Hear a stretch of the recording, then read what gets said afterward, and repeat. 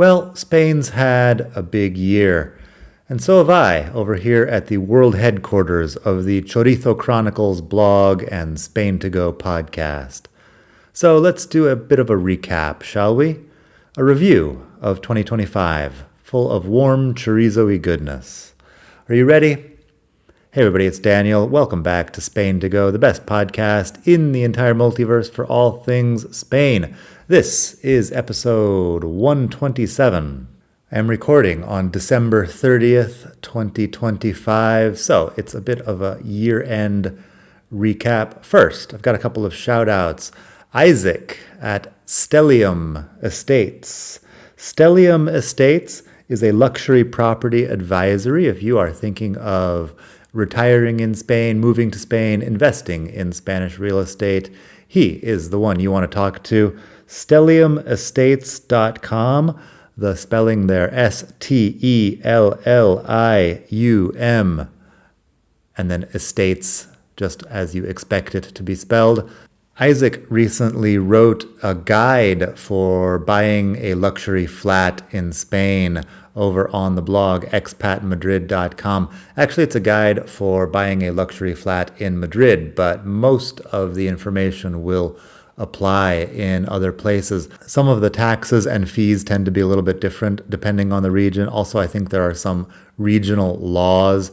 But anyway, talk to Isaac at StelliumEstates.com if you are interested in buying luxury real estate in Spain, or just go over to the blog expatmadrid.com and look for his guide of buying a luxury flat. He also works in places like Marbella and Menorca, and I think others in Spain. So check that out, expatmadrid.com. Look for the guide to buying a luxury flat. It's right there on the front page, or head over to StelliumEstates.com, StelliumEstates.com. Thank you, Isaac. Second shout out today is for Susie May.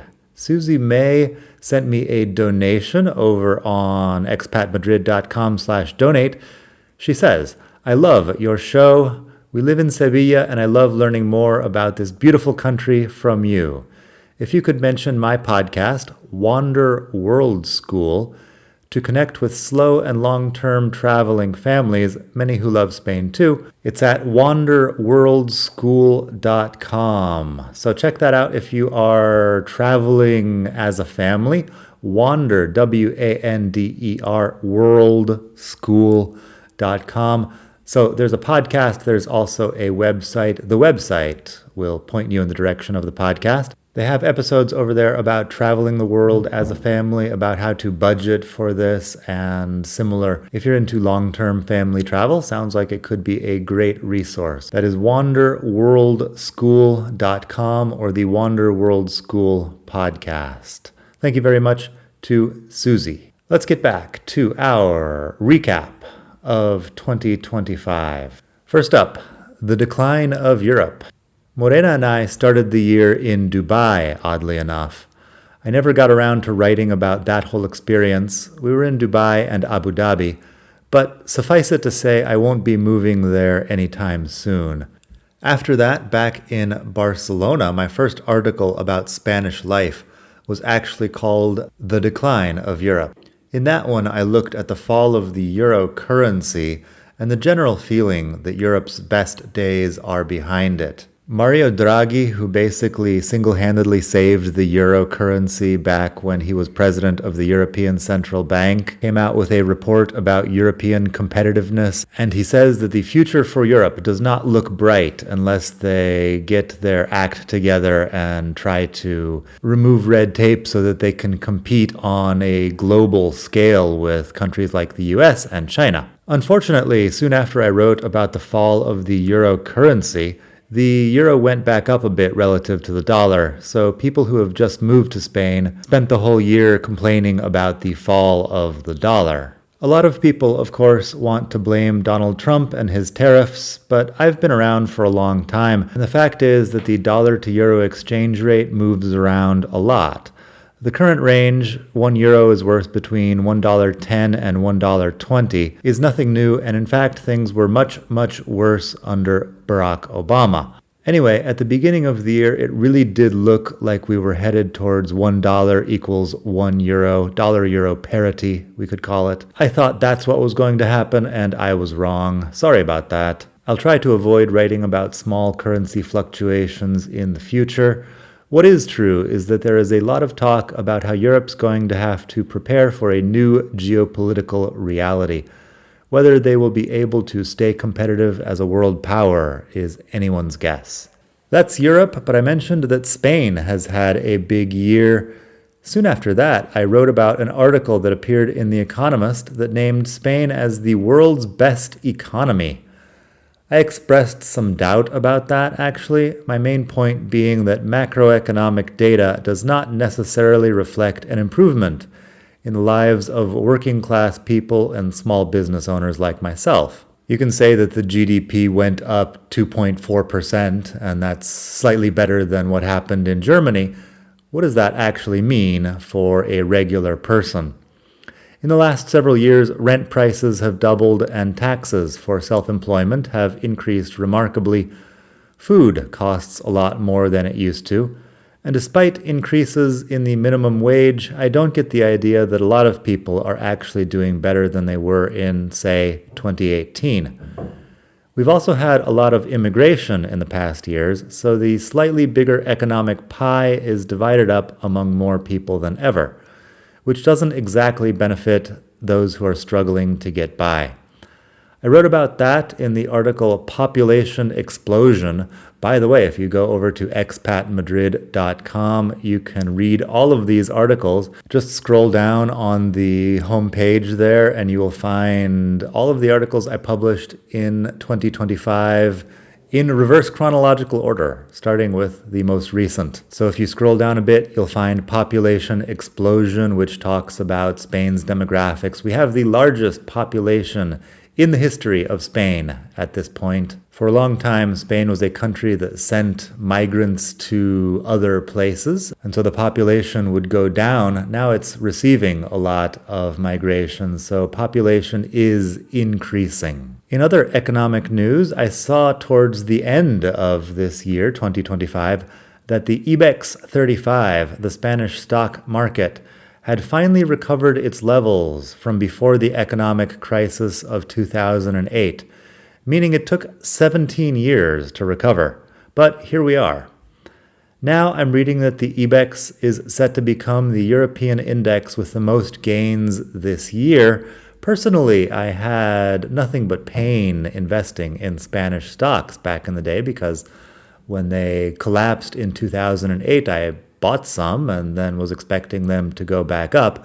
I did not have in mind that it could take 17 years for that to happen. The economic crisis, the Great Recession of 2008-2009, kind of was a Great Recession of 2008-2009 in the US. Here in Spain, it was 2008 through 2014, and the stock market continued to be depressed until earlier this year. So it looks like we're fully out of that Great Recession now, but it's been kind of a long journey. In any case, these days, I don't know anybody who is invested in the Spanish stock market. It's not really a popular thing to do. People don't have 401k plans that are invested in the market. So it's not like having the best stock market in Europe is really helping your average person on the street. A booming stock market is another thing that just sounds great as a headline in the economy section of the newspaper, but I don't think it improves the lives of most people. Moving on, we have the housing crisis and Spanish nationality. In March, my application for Spanish nationality was rejected. My lawyer filed an appeal and several months later got it approved. So I'm now both American and Spanish. I'm still trying to figure out what that means. If you have any ideas, please let me know. I have a couple of articles about Spanish nationality on expatmadrid.com. You can check those out. I've got sort of a report about what I went through to get it. It's a long process, but I got it done, and you can too. As usual, talk to Roberto at Melcart Abogados for all your legal needs. Melcart, Melcart, abogados, just the Spanish word for lawyers, melcartabogados.com. Tell Roberto over there that Daniel from the Chorizo Chronicles sent you. He may give me a commission or something for recommending him. If you're looking for the U.S. background check, the one from the FBI that you need when you apply for a Spanish visa or residence permit, or if you need a sworn translation or an apostille on your birth certificate, etc., you can get all of that done with continentalis.eu. Joanne, specifically. Talk to Joanne Ortiz over at continentalis.eu. Let me spell that for you. continentalis.eu. Continentalis.eu. For my Spanish nationality, I needed a recent copy of my Arizona birth certificate with sworn translation and apostille of The Hague. I also needed the FBI background check again. I've given the Spanish my FBI background check several times, but they need it repeatedly. So Joanne over there at Continentalis got that all for me. I don't remember exactly how much it cost, but it was definitely easier than sending my mother, for example, out to the Arizona Secretary of the State's office to get these documents. So definitely check that out. Save yourself or your relatives back home some time. In April of this year, I wrote about the housing crisis here in Spain and the blame game that everyone is playing. Personally, I blame the larger population, meaning immigration of all kinds, plus a lot of unnecessary regulation, which makes it very difficult to build new flats. Nothing the current government is doing seems to be making the situation any better. So whoever is to blame, it looks like this housing crisis will be around for a while.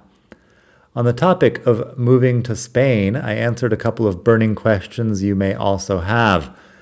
Do the Spanish hate expats and/or Americans? I thought about that, and I think the answer is basically no. I see people online all the time talking about how they went to the post office and the guy at the post office was slightly mean to them, and they think it's because Spaniards hate Americans. I agree that the guy at the post office might be slightly mean to you, but I would not draw huge conclusions about the opinions of all Spaniards based on that.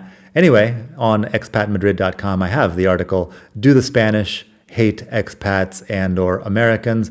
I also have one about, is living in Spain overrated? I thought about this a lot after I met a young woman named Lydia who had gotten her impressions of life in Spain from Instagram and arrived here, and it was just not as exciting as Instagram made it look. So the article is a little bit about that. Is Spain overrated? Does social media make things look a lot better than they really are? It's definitely something we're all dealing with. More philosophically, I also wrote about identity performance for the algorithm. That's about how some people like to loudly broadcast their beliefs online when it's more than probable that their beliefs were just assigned to them by their social group and haven't been examined in any serious way. That's an article you can check out if that's your thing. 2025 was the 50th anniversary of Franco's death. So, what happened? 50 years without Franco. Well, in my recap of 2024 last year, I mentioned that we were coming up on the 50th anniversary of Franco's death, and I promised to read Paul Preston's huge biography of the former dictator and write about it. I figured this would take me a month or two. In the event, it took basically the whole year, and I only got through half the book. Writing about Spain's great national trauma is difficult, and I try to be as even-handed as possible. Mostly I just sat there paralyzed by how big a topic this is. Also, I do a lot of other things, and I occasionally have to make a living. So the result of all that is that I have a new article up on the blog called Franco and the Spanish Civil War, The Making of Spain's Caudillo. I think the article is pretty good. It definitely took me a long time to write. It goes through everything from Franco's birth up until the end of the Civil War in 1939, so approximately the first half of Franco's life and career. I will follow up this year at some point with a part 2 about what happened during the actual dictatorship. Franco lived until 1975, as the 50-year anniversary suggests, and a lot happened in those years, so we're going to talk about that at some point. As usual, I'm not going to lecture you about what you should think, so stay tuned for that. If you go to expatmadrid.com, you should find a pop-up that will ask you for your email address. You can put your email in there, and I will notify you when I have new articles, new videos, new podcasts, etc. I'm not going to spam you about a bunch of stuff that doesn't matter at all. I'll only write you when I have something interesting. If you go directly to expatmadrid.com/subscribe, you can do the same thing, enter your email address there. That's if you don't see a pop-up on the website. Anyway, expatmadrid.com/subscribe. When I have part 2 of the Franco article, and when I've recorded the Franco article as a podcast, I will definitely let everybody know over there. Speaking of right-wing politics, over the summer of 2025, we had some events which finally made me think seriously about the rise of the far right. The first article I wrote about that phrase was way back in 2018, when Vox and other right-wing parties were getting less than 1% of the vote. A lot has happened since then, and people are pretty exhausted with the leftist PSOE and their center-right opposition party, the PP. I always think it's kind of funny that the opposition party here in Spain is called the PP. Anyway, that's neither here nor there. Spain's most recent election was in Extremadura about a week and a half ago, and Vox won about 17% of the vote. So they're definitely on the rise, currently the third most popular party in Spain. We have further regional elections in early 2026 and, national elections coming at some point. So we will see what happens. Anyway, my article about the far-right protests against immigrants down in Murcia will get you up to speed on what happened over the summer. I keep telling you that you should go to the website for this, but also you could just look at previous episodes of this podcast. Most of these articles are also episodes of the podcast. So, for example, The Rise of the Far Right is episode 116. Do Spaniards Hate Americans is episode 111, etc. Just look at the list and you will find most of what I'm talking about also as episodes of the podcast. Anyway, far-right protest against immigrants were definitely an event that we will all be keeping an eye on. I will write an update if there are further developments on that front. In related news, around the anniversary of Franco's death, a survey came out in which something like 18% of Spanish teenagers said they have a favorable impression of the dictatorship. I would like to point out that 18% isn't all that much. Before worrying about that number, I would like to know what percentage of Spanish teenagers believe in fairies, and how many think that communism is a good idea that's just never been tried. It seems likely that 18% of teenagers might say yes to any stupid survey question you ask, and maybe their political opinions will change somewhat as soon as they move out of their parents' house, which of course they'll probably do in their late 30s because of the housing crisis. On the other hand, if you've been around for a while, you also remember the Great Recession and the rise of the Spanish far left. That lasted a couple of election cycles, but it is apparently over now. The left has risen and fallen and just keeps falling. So that's our next topic, the fall of the far left. Other than Yolanda Díaz holding on as second vice president under Pedro Sanchez, I don't know where any of those Podemos people ended up. Just kidding, of course. I do know where a couple ended up. Pablo Iglesias, the ponytailed class warrior with the $1 million house outside Madrid. It's probably a $2 million house with all of the real estate inflation the last couple of years. Anyway, Pablo Iglesias has opened a bar in Madrid. He got a haircut as soon as he quit politics. He opened a bar in Lavapiés. So that's where he ended up. He's gentrifying a working class and immigrant neighborhood with open mic poetry and a menu that somehow makes salmorejo into a statement against fascism. In case you're new to Spanish cuisine, salmorejo is like gazpacho, but thicker. Also, Íñigo Errejón, one of the other co-founders of Podemos, was about to go on trial for sexual assault, but the state prosecutor decided to throw the charges out due to a lack of evidence. This was just last week, I believe. I talked about that case in my article on sex scandals in the Spanish government. That is also an episode of the podcast. It's episode 101. Anyway, Íñigo Errejón was accused of sexual assault. The fiscal, which I guess is the state prosecutor, had to decide whether it was worth taking this case to court and decided it was not. It looks like, from what I know, that it was sort of a he said, she said situation inside of a locked room, and I guess there's not enough evidence for the prosecutor to work with. So I'm not an expert on the Spanish legal system, but it looks like that case is not moving forward. Meanwhile, several politicians from the PSOE have resigned in recent weeks over allegations of sexual harassment. No court cases so far as I know, but the resignations have been numerous. It's also worth mentioning that the party allegedly has these protocols for what to do if someone is accused of sexual harassment, etc., inside the party. And it would appear that every single time it happens, they just completely drop the ball, ignore the accusations, and hope it never reaches the newspapers. When it does reach the newspapers, then people resign and they say, oh no, we'll definitely do better next time. I feel like I've heard this same story about 20 times now. Anyway, that's what's going on with the most feminist government in history. There's also the long list of corruption scandals that are in process, under investigation, or in court. I'm sure that will not change in 2026. But let's move on. You know I have a podcast, right? Indeed you do, because you're listening to it right now.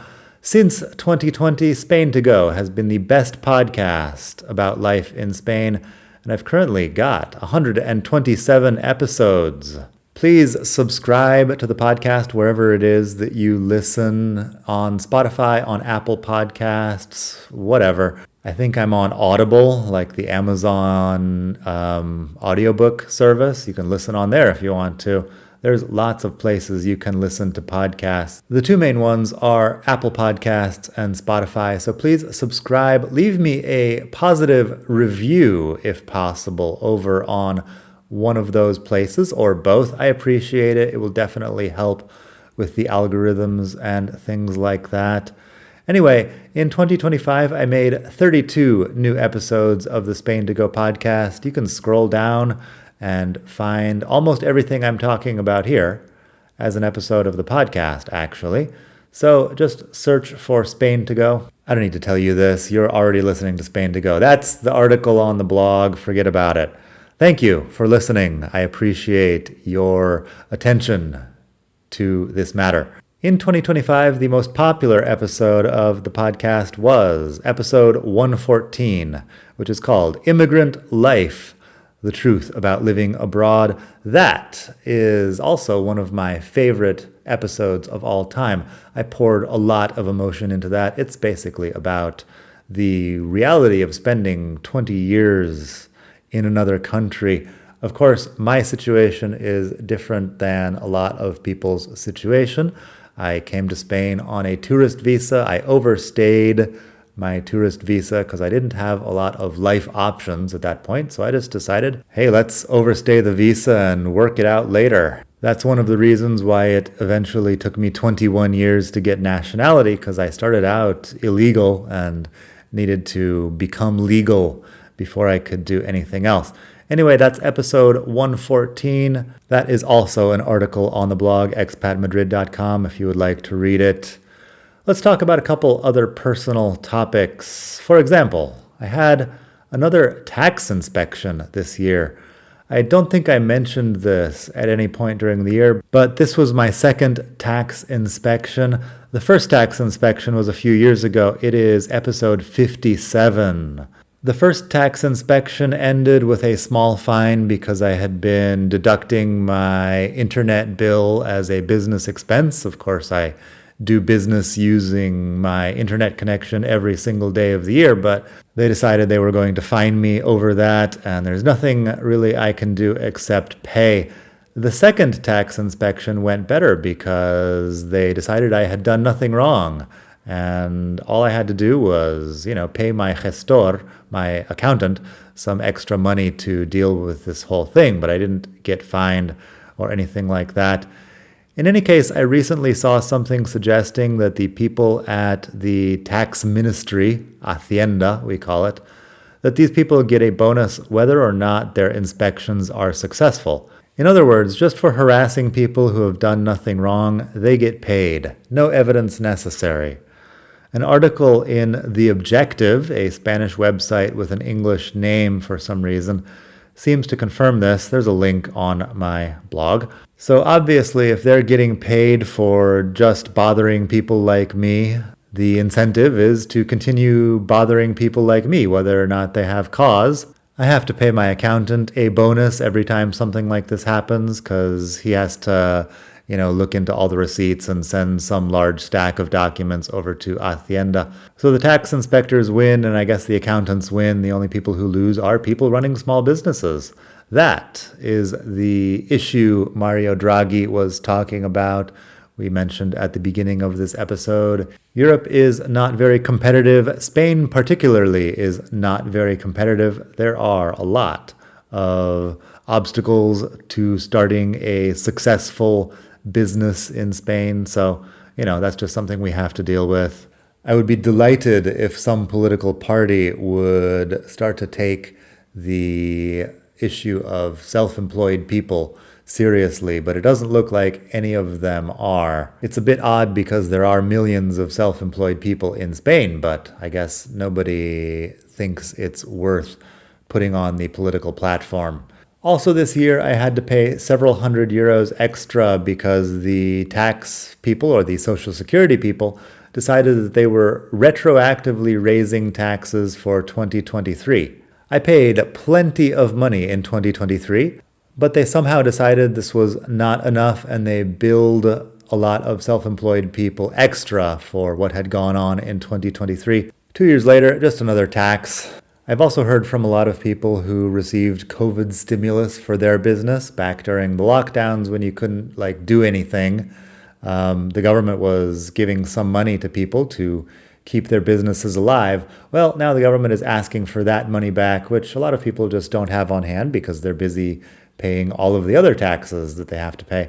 I don't know. It's a tough situation, and none of the political parties that I know about are taking it seriously. So I guess it will probably continue being a difficult situation for the foreseeable future. Let's move on to more optimistic topics. I had a pretty busy year as a world traveler. I have articles on the blog about all of this.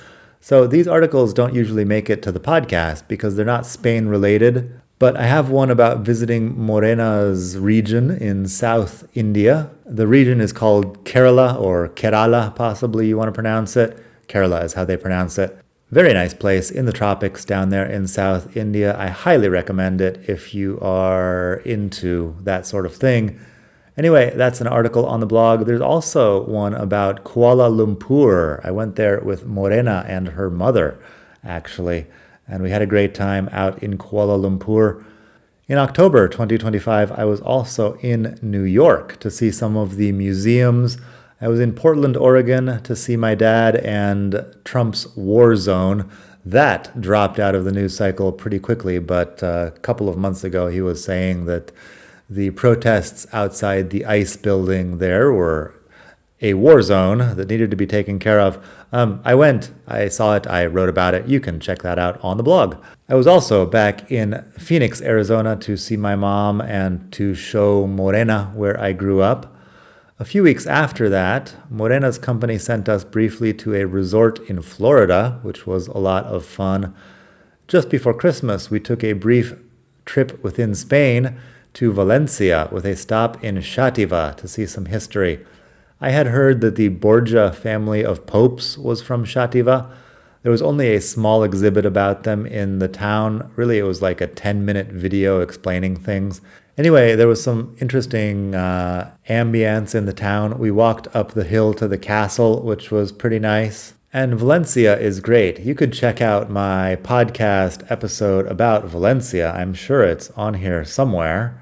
Yes, indeed, Valencia and the Holy Grail, episode 78. They have the Holy Grail in Valencia, as that title suggests. It's inside the cathedral, and you can go see it. So I love Valencia. I highly recommend that as a tourist destination. I also understand that a lot of people are moving there to retire or to start a life abroad. Probably pretty nice. Of course, as you know, I do a lot of stuff for free. The blog is free. The podcast is free. I also have a YouTube channel called Learn Spanish with Daniel, which is free. If you would like to send me a donation, I would really appreciate it. expatmadrid.com/donate. expatmadrid.com/donate. You can send me any amount you want. I am happy to receive it. I will give you a shout out in a future episode. Anyway, on YouTube, Learn Spanish with Daniel is another free thing. I teach Spanish. I enjoy the Spanish language a lot. I have been teaching on YouTube for a few years now. I've got around 100 videos, I think. My most popular video this year was about the expression me suena and how we use that to say that we recognize someone or something. Anyway, I enjoy doing that, so I'll probably continue doing it in 2026.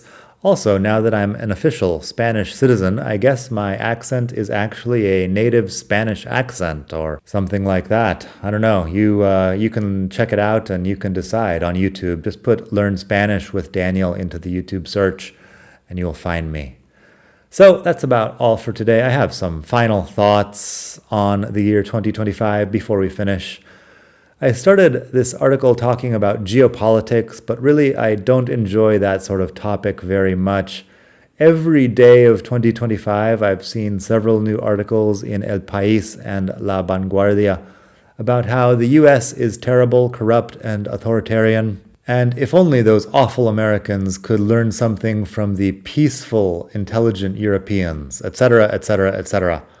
It all sounds to me like some guys with very few actual arguments trying to sound deep while still being vague enough to not be called out on their BS. Like I said, there are opinion pieces in the major Spanish newspapers every day talking about how the US is terrible. Now that I am both Spanish and American, I hesitate to condemn either country too harshly, and also I'm not an expert on geopolitics. So let's talk about something completely different. Every year's end, I do a review of what went well and what went badly during the year. This year, the things that went well list is about 20 times longer than the things that went badly. Among the best things this year were going to the gym 5 days a week and the keto diet. I've been struggling with my weight for a while now, several years, and when I stopped drinking almost 3 years ago, I was expecting to lose a lot of weight. In the end, I lost a grand total of 0 kilos.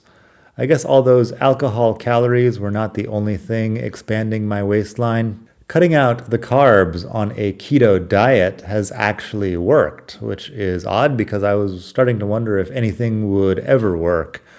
I lost about 20 pounds in the last few months of this year. So that's about 9 kilos if you're into the metric system.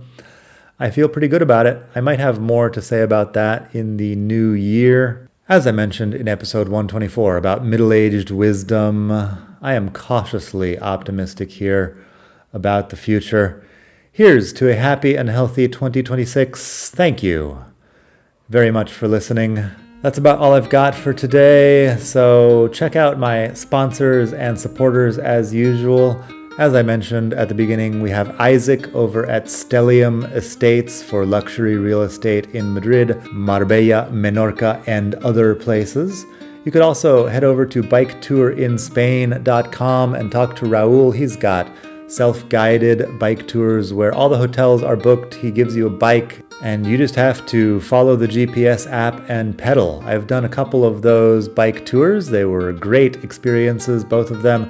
So check out biketourinspain.com. Talk to Raul, tell him that I sent you. He will be happy with that.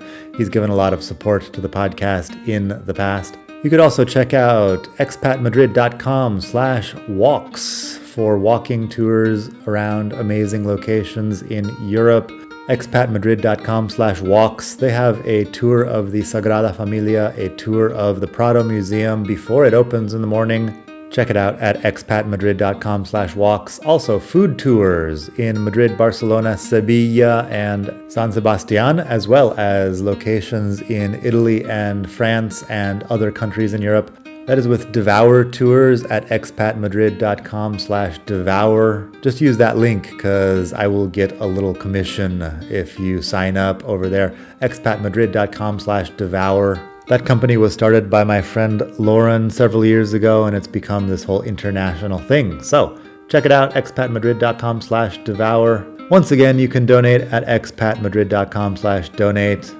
Y nada más por hoy. Thank you very much for listening. We've gone a little long this time. Hope you're having a great holiday season wherever you are in the world, and hasta la próxima. Bye.